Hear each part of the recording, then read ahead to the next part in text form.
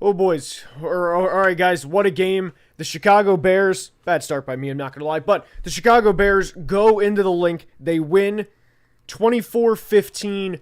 There's obviously a lot to discuss within this game because this is a game that, I'll be honest, I don't know how many people saw this outcome happening, especially with the way that it happened. Because I legitimately thought after, you take a look at the Bears' schedule, and especially with the way the Bears were winning games prior to this game, I thought there was a legitimate chance that, hey, maybe the Bears finish the year. Not trying to hate, just trying to talk out loud, but maybe they finish 9-8, 10-7. But this was a tremendous team win for the Bears. You have to start with that. And now there's a lot of things that we can discuss within this game. But specifically with the running back duo of DeAndre Swift and Kyle Monangai. By the way, we have some Birds fans already in the chat. What does Sirianni even do? We'll trust me. We'll get into the Birds and everything and all of that in a minute. But within this game specifically for the Chicago Bears, let's just go ahead and just pull up the exact stats here because this was a game where Kyle Monangai, DeAndre Swift, each go for 125 on the ground. Swift's final stat line, 18 for a $125 and a score. Monangai goes for 22, 130 and a score. The Bears rush for 281 yards as a team.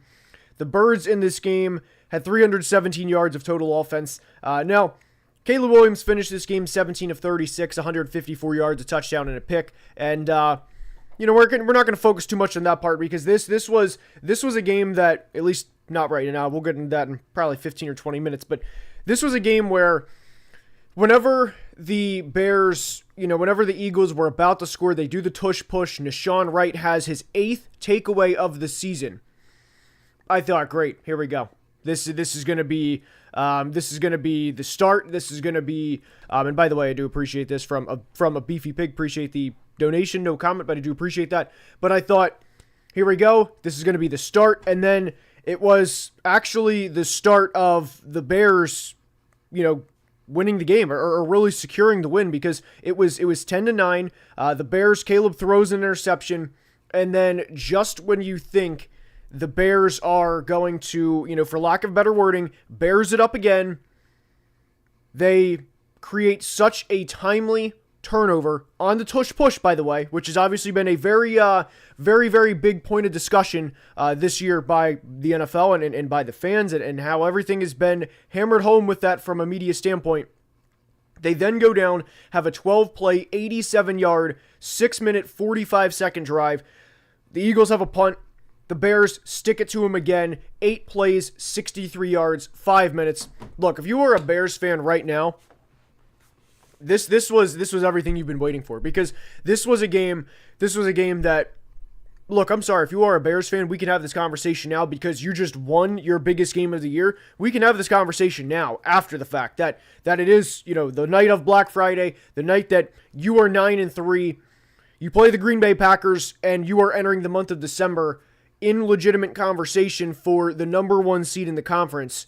We can have the conversation that Bears fans, they were definitely a little nervous entering the second half because for as dead as the Eagles looked within this game, there was definitely a part where, hey, look, the Birds are still only down 10-3. If there's a strip sack, if there's a Jalen Hunt interception, by the way, I mean, Jalen Hunt had a tremendous play to give them an opportunity to get the ball back.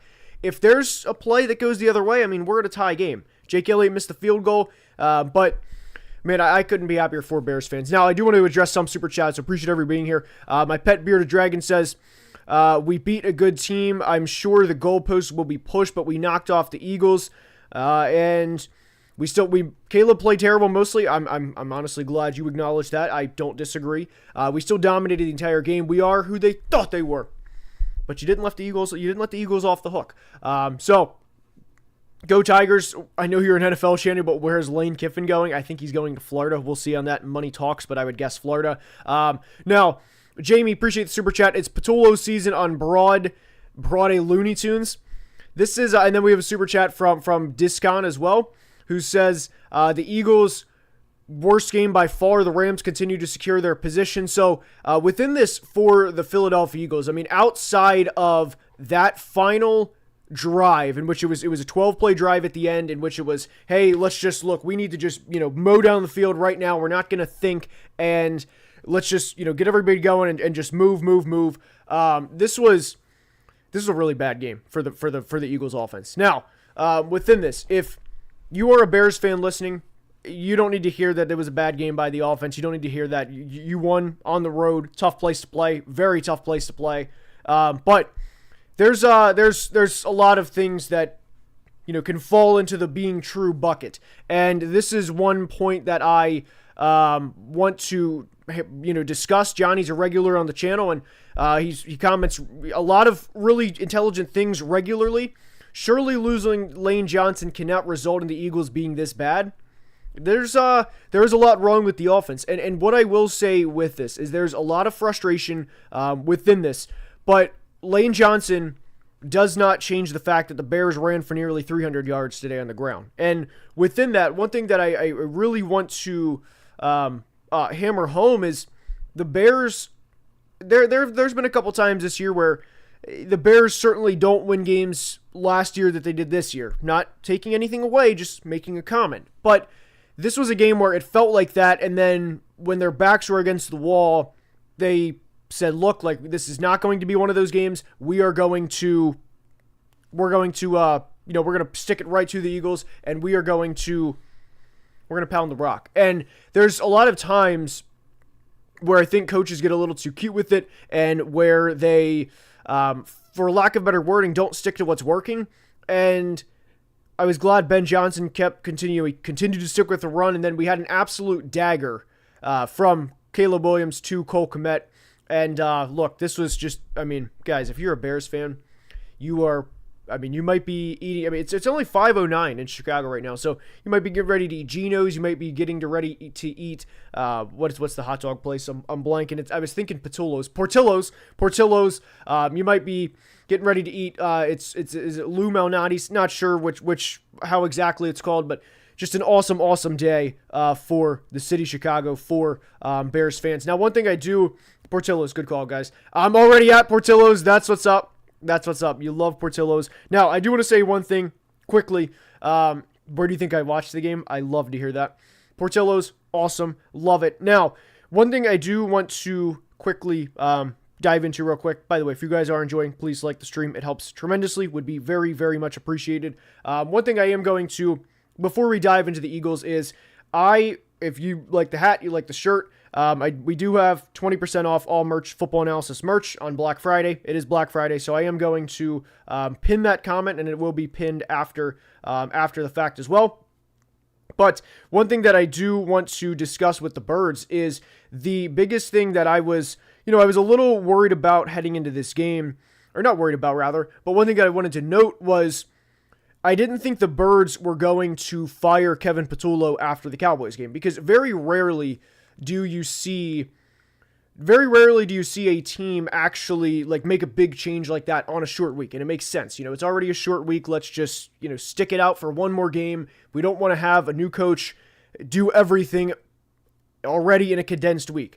But if you are a Birds fan after this, I don't know how you don't fire Kevin Patullo after this game, because this was a game where everything was, you had every opportunity in the world, and there's a lot of people right now commenting about how this feels very much like 2023 for the Eagles, and I couldn't blame you for feeling that way.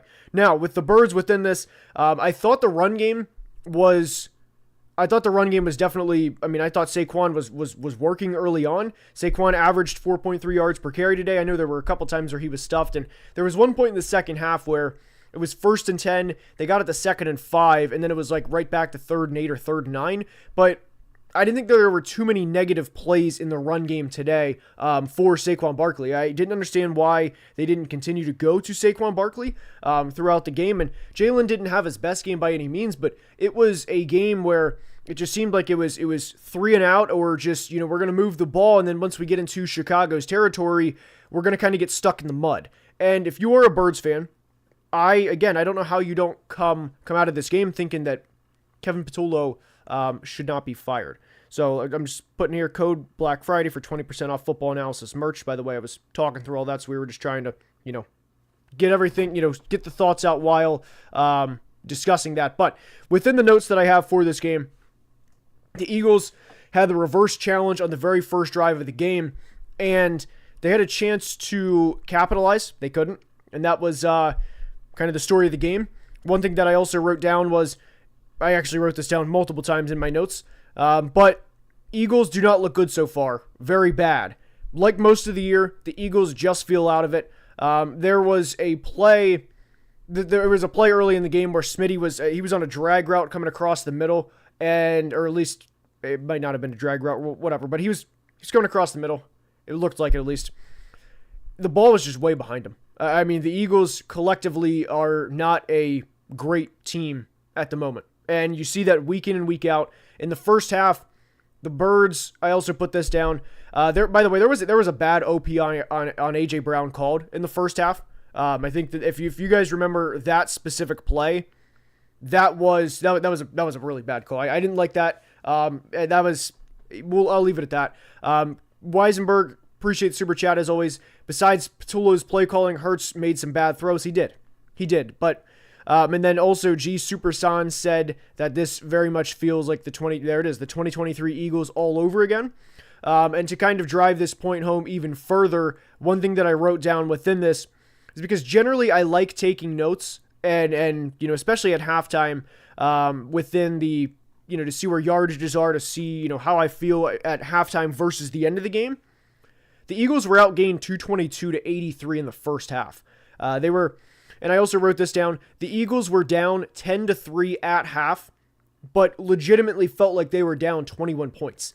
It was just an all around, it felt like it was the Bears' day. Now, there was one drive. This is the kind of like the bad part of the Bears, if you will. Again, you guys won 24-15. You had two running backs go for $125. You're 9-3. But the one roughing the passer penalty, that was, people love to talk about dirty plays and unnecessary things. I didn't like that play at all. I thought that was very, very much like, if you wanted to call it a dirty play, by all means go for it. It was the one roughing the passer with about 9 minutes left in the third.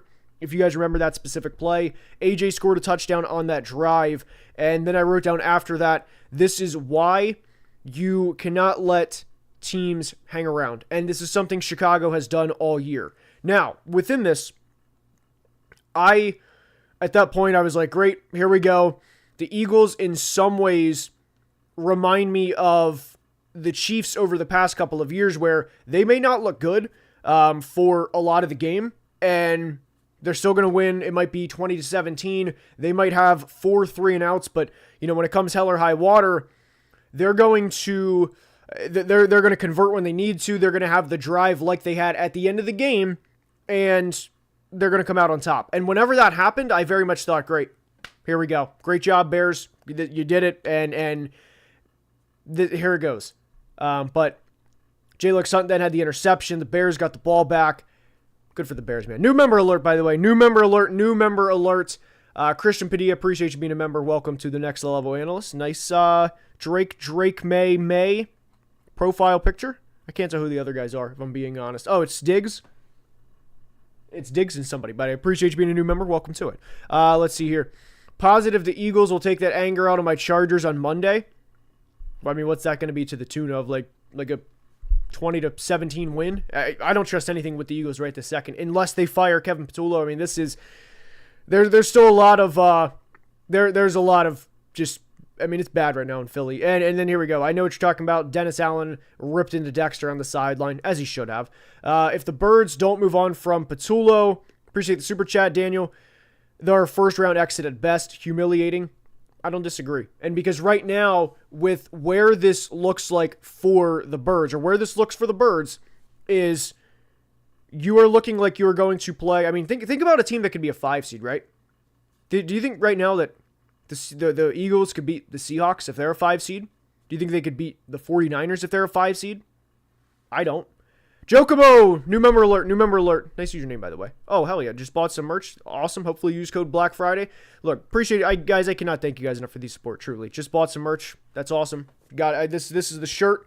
Hopefully you guys, like I said, hopefully you guys like the merch. But right now, I mean, if the Birds do get into the postseason, and by the way, if I have a couple of Birds fans that are friends in real life, if either of them watch this, shout out my guy. I'm going to keep his name private, but he knows who he is. He has a 35, because he said how bad the Eagles have been collapsing over the past couple of weeks. He bet the Cowboys to win the division because he was like, this is 2023 all over again. At least I'm going to profit off this mess of a season. He had the Cowboys 35-1 to win the division, and I checked during the middle of this game, it was all the way down to 14-1. So it's Birds fans feel it. Was the 2023 season bad purely because of defense or offense too? It was both. Debo had the really big game that, I mean, in some ways kind of took the wind out of the Eagles' sails, but they also had Brian Johnson as offensive coordinator. They lost to, it was like a 3-11 Cardinals team within this, or within that stretch, if you will, for the Birds. And it was just as nightmare of a season or a nightmare to end of the season as you could have had. Depressed Cowboys fan, thank you for the sticker / super chat without a comment. If you do comment and I see it, I'll definitely make sure to read that, but appreciate it. Eagles collapse. AJ Brown to Pats, 6 more Super Bowls for New England. Appreciate the super chat. I mean, look, I grew up, obviously you guys can see that I'm not very old, 27 for reference, but when I was growing up, I just kind of thought that like Super Bowls were, like everybody would just get a Super Bowl at some point. So I grew up thinking like, oh, like, Philip's going to get his, and just everybody's going to, eventually get theirs, right? The fact that they had 6 Super Bowls is downright insane. And think about how like great the Chiefs have been over the past 7 years. They're only halfway to what Tom and the Patriots accomplished. Not only, by the way, definitely not only, but no, I mean, even if you get one, look, I'm a fan base of a team. If I get one, you can give me an 0-17 team for the next 10 years. I don't care. Just give me one. So, but AJ Brown to the Pats this offseason, we'll see. This is a good call here. AJ and Diggs would be a very toxic combo. The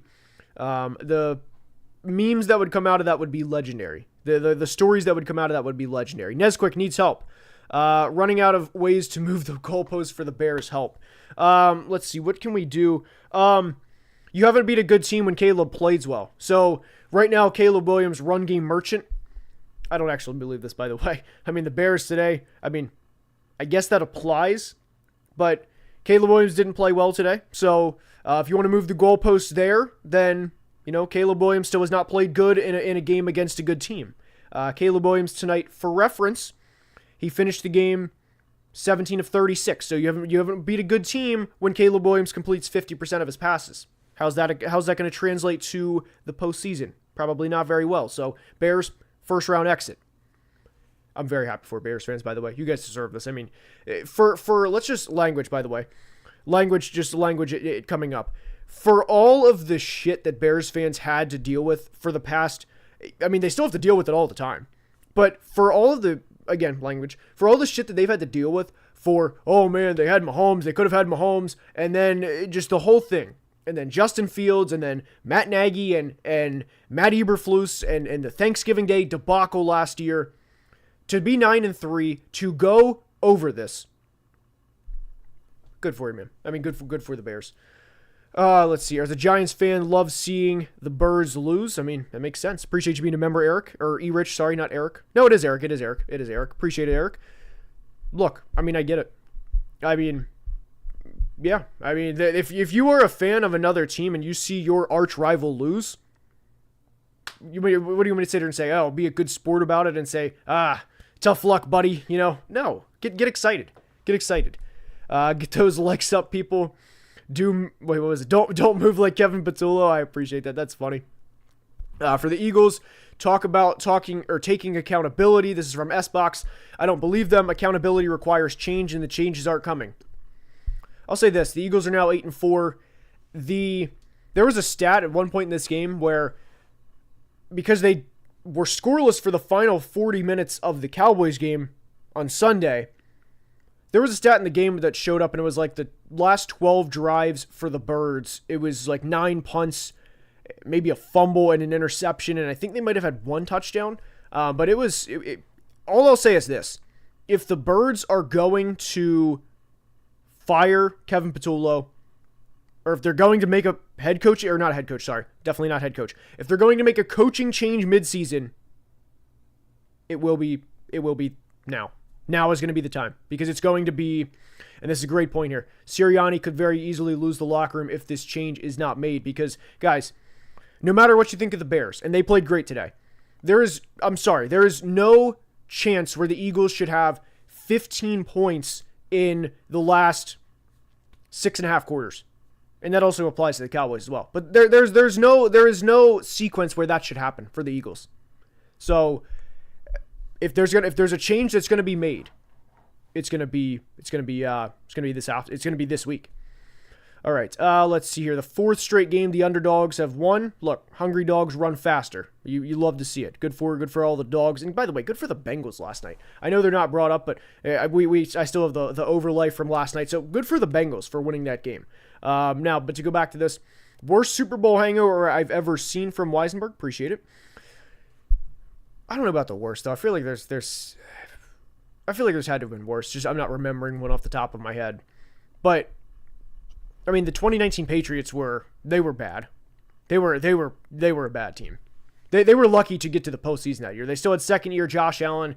The Jets they had mono Sam Darnold, and the Dolphins were in the conversation for the worst team of all time that year. Or what? Like at least at the start, the start of the 2019 Dolphins, I think they were outscored. It was something like 180-50 in the first 4 games of the year. I mean, they were beat 59-10 in week 1. So. Let's see here.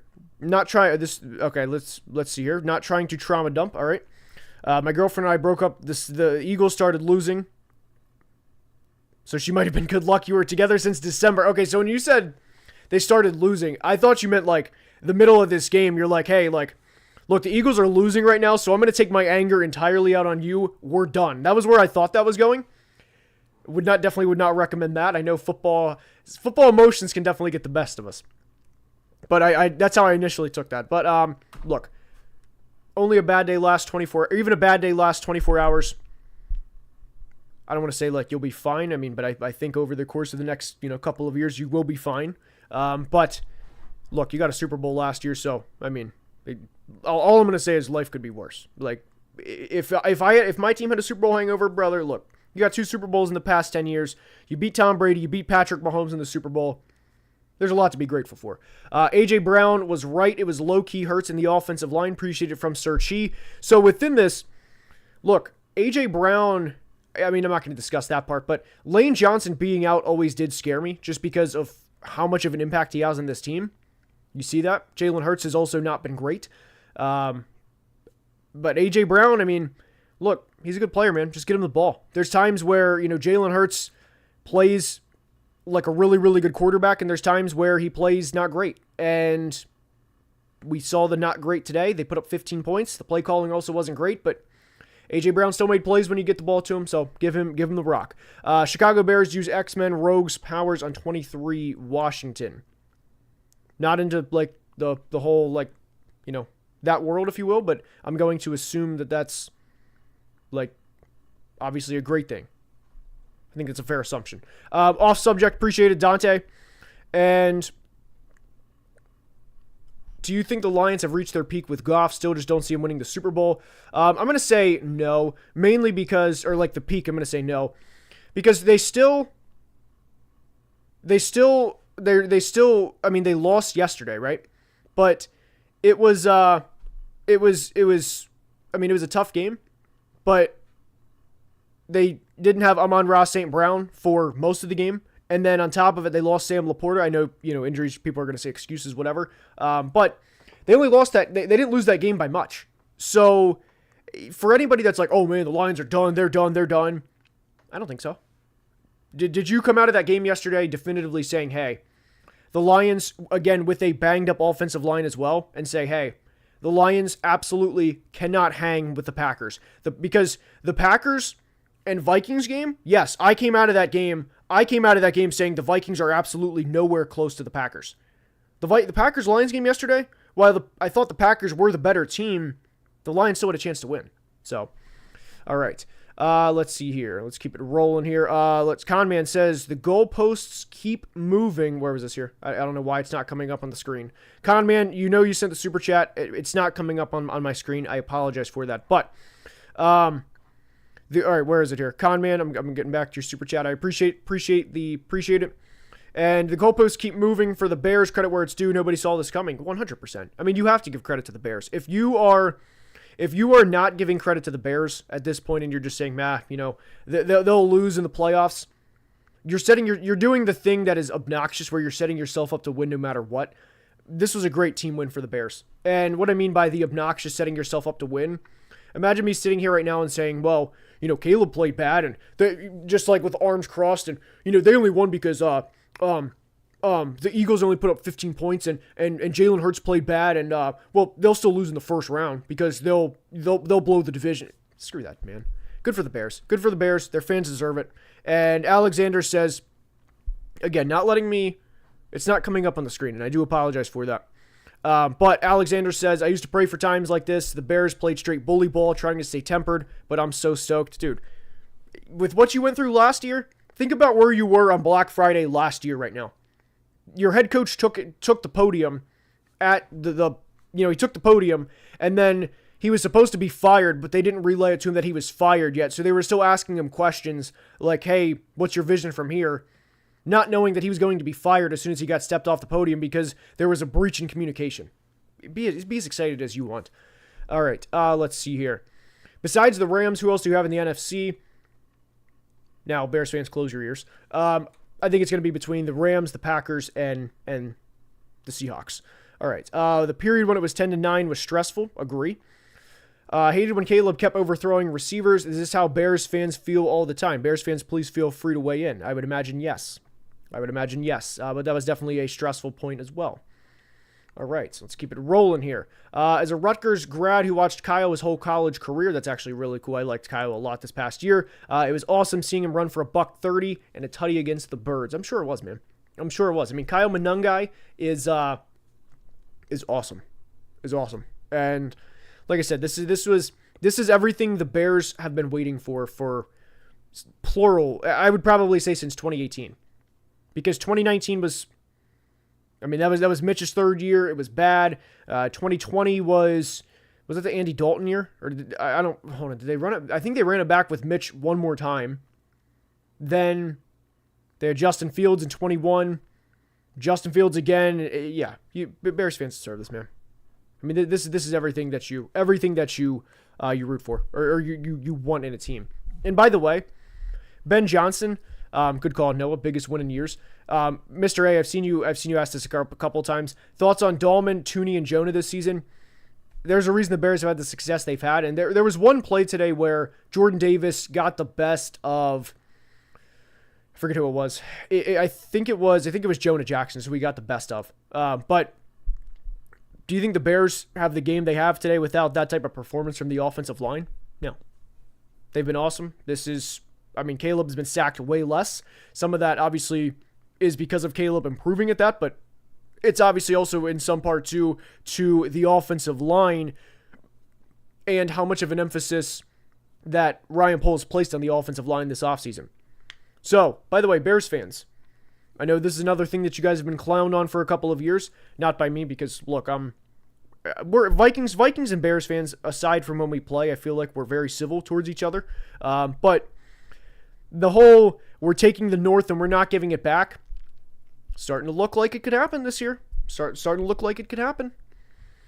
All right, let's see here. Do you think they're a legitimate threat given they're still missing so many defensive players? Look, I wouldn't say legitimate threat, like in terms of do I think they're going to the Super Bowl? No, but enjoy the ride. Here we go, from Goose. The Bears are going to the Super Bowl. They 1,000% legit. Also a member of the channel. Appreciate it. But no, good for Bears fans, man. That's the biggest takeaway. It's good for Bears fans. If you want like a 2-sentence summarization, good for Bears fans, good for Kyle Monangai and DeAndre Swift, and the Birds need to fire Kevin Patullo. And A.J. Brown, in a lot of ways, has been right for a lot of the year. And on top of it, simply continue to get him the football and good things will happen. That's about it. Very civil. Love the Vikings whenever we don't play them. Exactly. That's what I'm talking about, Ron. Just a good civil rivalry. You know, I would say this between Vikings and Bears fans that we collectively have a agenda to, you know, not an agenda, but there's a collective like, hey, like, you know, we're rivals today, but, you know, we know who the bigger rival in the division is that we both feel the same way about. All right. Good call here. This is just a good comment. Good, better, best. Never let it rest until your good gets better and your better gets best. Bears on 3. 1, 2, 3 Bears. Dude, I live for Ben Johnson's postgame. I live for Ben Johnson's postgame. All of the postgame, just the locker room speeches. I cannot wait to see this tonight. I know Bears fans are going to feel the same way. And it's, I mean, Bears fans are going to, like I said, they're going to eat their dinner. They're going to enjoy the fact that they're 9-3. And they're probably going to, a lot of them are going to sit there and wait for that video to come out from the social media team. Has Ben Johnson lived up to the hype so far? 1,000,000%. There's one thing that I also wanted to point out within this. Greg Olson tweeted this. So shout out Greg. He's obviously one of the best commentators that we have in the game. He's obviously very, very awesome at what he does. But at the end of the game, Greg Olson tweeted, Philly is throwing into the wind because Chicago won the toss and took the ball. It's not random.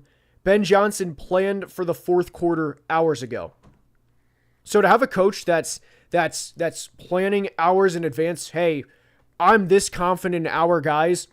We're going to be up in the fourth quarter when it matters. We are going to, we're going to be in the lead, and we want Jalen Hurts, by the way, appreciate the super chat, Golden's patient. We want Jalen Hurts to throw the ball into the wind in what was a very, very windy day against our defense after we run the ball down their throats. Yeah, Ben Johnson has been absolutely everything the Bears could have hoped for more. I mean, like I said, this was truly a day that Bears fans have been waiting for probably 7 years, if we're being completely honest. By the way, if you guys are enjoying, please like the stream. Helps tremendously. Would very, very much appreciate everybody liking the stream. Helps tremendously with the almighty YouTube algorithm. And there is a mock draft coming out tomorrow, 10 a.m. Eastern. I did see a couple questions about that. That video is out right now for members of the channel. So that video will be out tomorrow, 10 a.m. Eastern. First mock draft of the year. Revenge for the double doink. Good call, Noah. That was 2018 wild card round, obviously with what happened there. Cody Parkey. Discount. Cody, or Coach of the Year, is legit difficult. Ben's in the conversation. Mike Vrabel's in the conversation. Shane Steichen's in the conversation. Sean Payton's in the conversation. Rams fans may not like this, but hold on, let me pin this here, depressed Cowboys fan. Rams fans may not like this. I don't think that Sean McVay would be in Coach of the Year conversation just because Coach of the Year is mainly for teams that it's an award for teams that don't like have the highest expectations. So I feel like nobody would have been surprised about the Rams being as good as they are. Maybe a game or two off record-wise, but if you would have said the Rams are 7-4, 8-3, 9-2, it would have been like, yeah, that's about it. But for the Bears to be 9-3, for the Patriots to be 10-2, probably 11-2 after Monday night, yeah. So Coach of the Year is insanely difficult. Let's see here. Depressed Cowboys fan commented on my super chat, which I appreciate. I said, do you think this game helps the Cowboys in giving them a real shot to win the division, or hurt their chances at getting a wild card? Why not both? Why not both? I mean, I feel like it would be both. Am I missing something? Maybe this is an obvious one that I'm missing, but the Eagles losing, because of the Bears wild card, duh. Look, the Cowboys schedule, we've done it before. With Amon-Ra St. Brown expected to be out next week, there's no reason to think that the Cowboys can't go into Detroit and win next week. And then they play Minnesota at home. They're going to win. They'll win that one. Then they play the Chargers. I'm going to be honest, I don't have a lot of confidence in the Chargers right now. Then they play at the Commanders, at the Giants. There's, Cowboys fans, I feel like they get a lot of negative publicity online, and you'll see the occasional extremely loud Cowboys fans, and I get it. But the path for the Cowboys to finish 11-5-1, it's there. It is 100% there for the Cowboys to finish 11-5-1. They can legitimately end the regular season on 8 straight wins to get into the postseason. So we'll see. We'll see. I made the stream in time. What's up, Charlotte? How you doing? I always see you commenting. Appreciate it. Let's keep it rolling here. Cowboys aren't going to get a wild card spot, but they still have a shot at winning the division. I mean, that's kind of what we discussed, but let's take a look at the Birds' remaining schedule here. The Birds' remaining schedule, after a loss today to fall to 8-4, they play at the Chargers next Monday. If I'm being honest, I would pick the Birds to win that game, but it's certainly not a gimme. And then after that, okay, they play the Raiders. They'll beat the Raiders. Should at least. If they don't beat the Raiders, then they play at the Commanders. We'll see. And then at the Bills, that's certainly not easy. So if you're looking at this game, guys, the Eagles could get to 6 losses. The Cowboys could be 11-5-1. So I'm just saying the path for the division for the Cowboys is there. We'll see how it plays out, but the path is definitely there. 2023 Eagles all over again. I don't disagree. Because next week, so Omarion Hampton for the Chargers, which is the Eagles' next opponent. I saw that he was out Sunday, but I would like to think that he's going to be good in 10 days because they don't play till next Monday. So if you are we already know how Jim Harbaugh is. Jim Harbaugh is very, hey, big boy, punch you in the mouth. I'm going to, impose my will on you. This game for Jim Harbaugh was, in a lot of ways it was singing, what's the phrase? Speaking his language. There we go. I was thinking singing in a song, but speaking his language is what I was referring to. There's a lot of times whenever I'm live, I'll get done 5 minutes after, and I'll say to myself, that I did not mean that at all, or the way that came out. But I'm glad that I thought of that live. But the Chargers are going to try and pound the rock big time next week against this team. Why wouldn't you? And the Birds, guys, the 2023 path is there for them. We'll just leave it at that. Could New England still get the 1 seed even with Will Campbell and Jared Wilson being hurt? Yes. Yes, 100%. I think to just say no 100% that, no, they can. It's not going to be easy, but yeah, they can. The New England is 10-2. They play the Giants Monday. They can win that. And they have their bye week, which is obviously critical at this time of year, or crucial this time of year. But I don't think the Bills right now are... Guys, the Bills have a lot of problems, man. They have a lot of problems.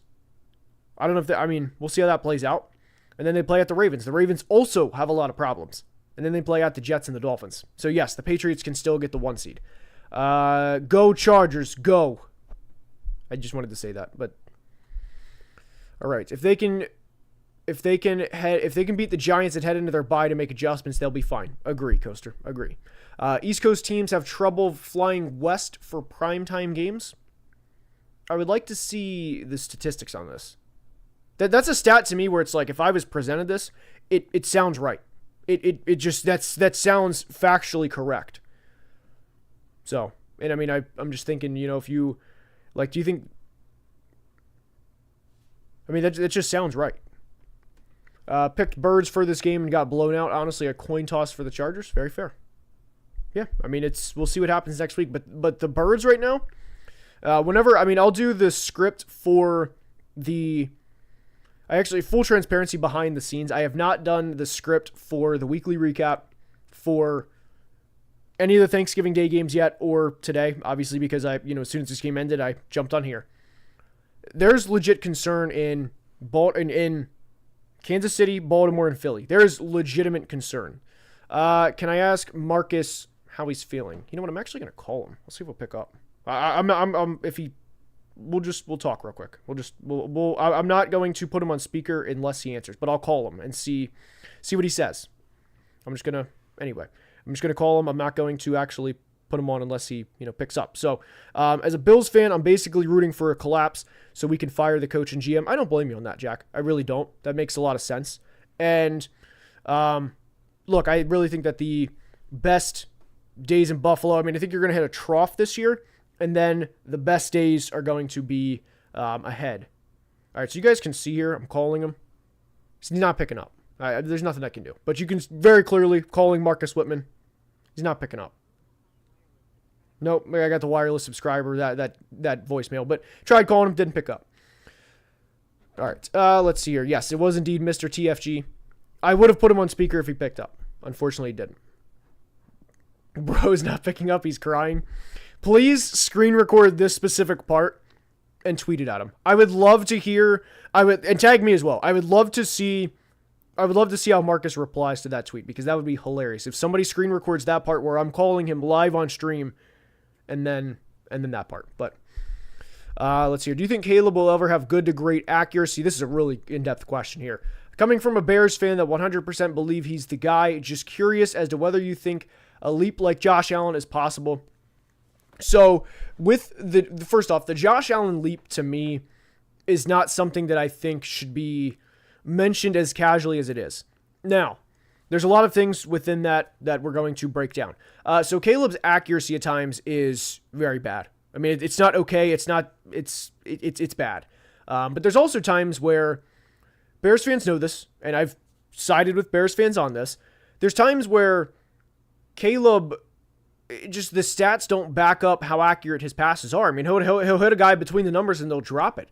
And Caleb's drop numbers are not just in the upper half. I mean, they're like in the upper 5 or 10 in the NFL. So, do I think he's going to make a Josh Allen leap in terms of accuracy? No. But I do think that will get better over the next year or so. But Josh Allen level, no. All right, we do have a super chat here. Let's hear. Which team wins the Chris Shula sweepstakes? And by the way, this is a good comment here. Chicago weather conditions likely won't help. And then Charlotte off of this. Chris Shula is the Rams defensive coordinator. So who wins the Chris Shula sweepstakes? You look at teams that's going to need new head coaches this year. The Browns, the Raiders, the Titans.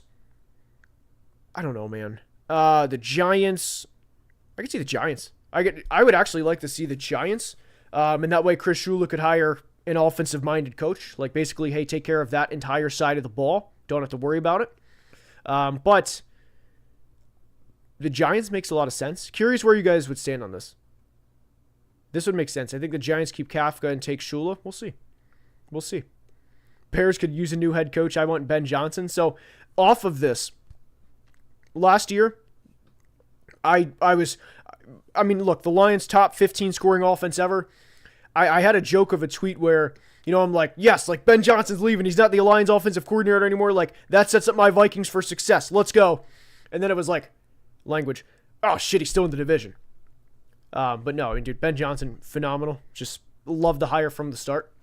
Are most of your draft videos on specific prospect members only? They will be because of Catapult and XOS. It's a whole thing. It's like if you put a video public, they are if as soon as it gets over a certain amount of views, they take it down. And I've had conversations with Brett Coleman about the company that has the college all 22. It is a giant pain in the rear end.